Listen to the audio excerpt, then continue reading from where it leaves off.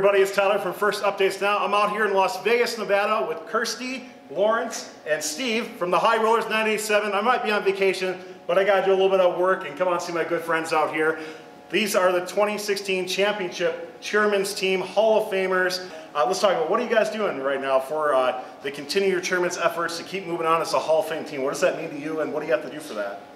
Well, nothing has really changed since we got Hall of Fame last year. We still have all the same outreach programs. We still do everything. We just don't document it as strictly. But nothing much has changed really besides our facilities. We have had more teams coming in for help because we have more machines and more manpower to be able to do that, but not much.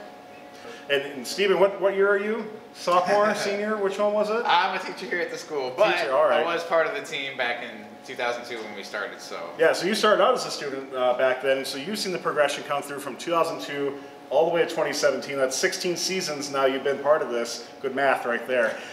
So what does that mean to you? I mean, you were a student on the team and you've gotten to be a huge part of that progression of, starting, when you guys were the Highrollers in 2002 to where you are now in 2017 as a Hall of Fame team. What does that mean to you personally, and what does that kind of mean in general to see that progression go through all these years? I mean, it means a lot to me. Like, just from being on the team, starting in like the corner of a classroom, seeing the program evolve into what it has evolved into now, and the outreach that it has is pretty crazy. Like, whenever we have regionals or team events or something like that, and alumni come out, just seeing how many people we've actually impacted is weird. It's, you know what I mean? And I'm one of those people directly, so it's really cool. It's something that I'm definitely proud of, and like the alumni can be proud of, and the school and the team can be proud of, because it's like you really don't recognize it until you have a big event like that and you see like the hundreds, if not thousands at this point, team members that this team has impacted. It's great. So I want to ask you guys a couple other questions that the host asked. So a good friend Mason Marquis, which I'm sure you guys know, who used to be on Robotics up in the Washington area right now. Want to know about your robot this year in particular. So you guys went from Las Vegas, where you guys still did well, don't get me wrong, but maybe not to the standards you guys have seen the last few times. What changed between then to get your guys shot down? So one of the big things is you guys seem to speed up your shooting. It got a lot faster as you guys went to the Houston Championships. What changed from Las Vegas to Houston to get you guys to be as successful as you were at championships this season? So to increase our throughput, what we did is we have these rubber tubes at the end of just a normal IndyMark hub, and what they do is they help guide the balls into our uptake, and we have redesigned our hopper to feed balls into the middle, and that is what pushes everything into the uptake and through and shoots it out. Now, to compensate for the increased throughput, we have these steel rings on aluminum hubs. That way we have all the weight on the outside for maximum inertia, but minimum weight. So we also have dual 775 Pro gearboxes from BaneBot. It's reduced 3.25 to 1. One thing I got to ask you, these flanges that we'll show on here is, I'm going to call these flanges, but these look like something that might have been a later addition, right, to something like that. So tell me a little bit about this addition to get you guys shooting faster. I want to learn a little bit more about this. This is like 11 o'clock at night. We don't know what works, so let's just lots of Mountain Dew and stuff. Yeah. Let's just throw everything we have on here. So this is, I found this random shaft in our stock material, and I found these two hubs, two flanges, and I just bolted them together. None of this was machined. This is no, just go for it, right? Yeah. You didn't machine these washers out in here or anything like that? No. So what advice do you have to teams who maybe only build one robot? What can they do to keep that iteration process working well and still be a successful team? What we've done in the past is we have our drive base ready within the first week, so they can take their drive base and have their drivers start practicing driving while they're still making the fixtures that can mount to that chassis on the side, whether it be out of wood, 80/20, no matter what it's out of, you can make it mount to your chassis while your drivers are still driving, so that sort of gets them practicing while not hurting the design and creative time. Absolutely.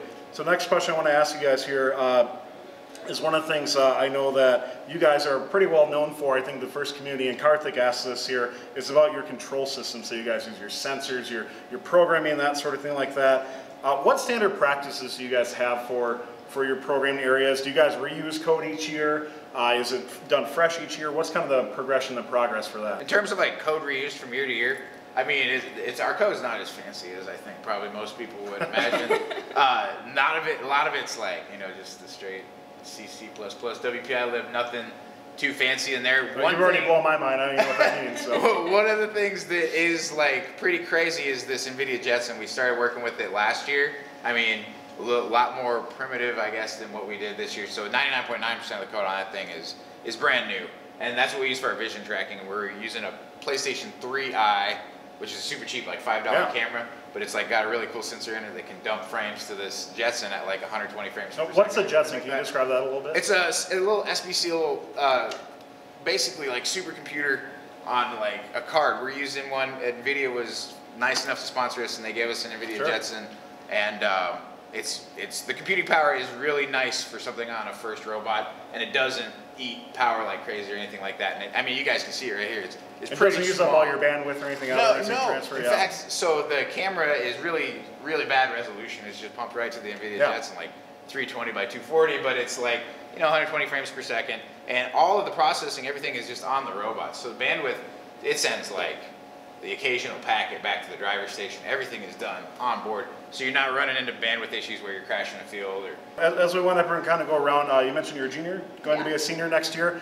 What's your vision? Like, what do you want to do with yourself? What do you want to be when you grow up, sort of thing? But what are your interests in? What are you looking at doing? Well, once I graduate high school, I really want to start working with mechanical engineering, and I might look into college maybe later in life. Sure. But I definitely want to go into the mechanical engineering end of things because that's what I do here. I'm a lead machinist. Yeah. So I love doing it. Yeah, we actually just saw you making some parts before that we'll show on the screen too.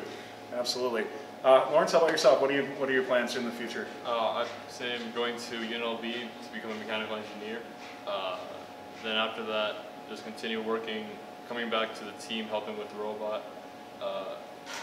I don't want to leave here. It's pretty awesome. Well, you guys having a lot of alumni come back, and Stephen, I can ask you, what do you want to do when you grow up, sort of thing. But one thing I want to ask you about though is, you mentioned these kids want to come back, right? They want to be part of it. You guys have had a lot of alumni come back, including yourself, right, to help grow the team. So what is that experience like? Because I think a big disconnect that we've seen in a lot of FIRST teams, and FIRST is trying to aspire to get more alumni now engaged and involved. What do you do to encourage maybe graduate students to come back? Like, what is your process for something like that? Support them for sure. Like we've got, you know, we've got some college kids for sure on our team that are helping out, and like we do what we can. I know that, like, you know, money is finite for sure on every FIRST team, but we try to pay their airfare. You know what I mean? It's like the least we can do to fly them out to competition with us, and like a lot of them pay their own way and stuff like that, are in a position that they can do that. And like the culture of your team, for sure, try to keep those people around, because if they're don't wind up helping you out, they wind up helping other FIRST teams. I was going to ask you how I can apply to be an alumni of this team. Actually, you're going to pay for my I think you're honorary alumni. Perfect.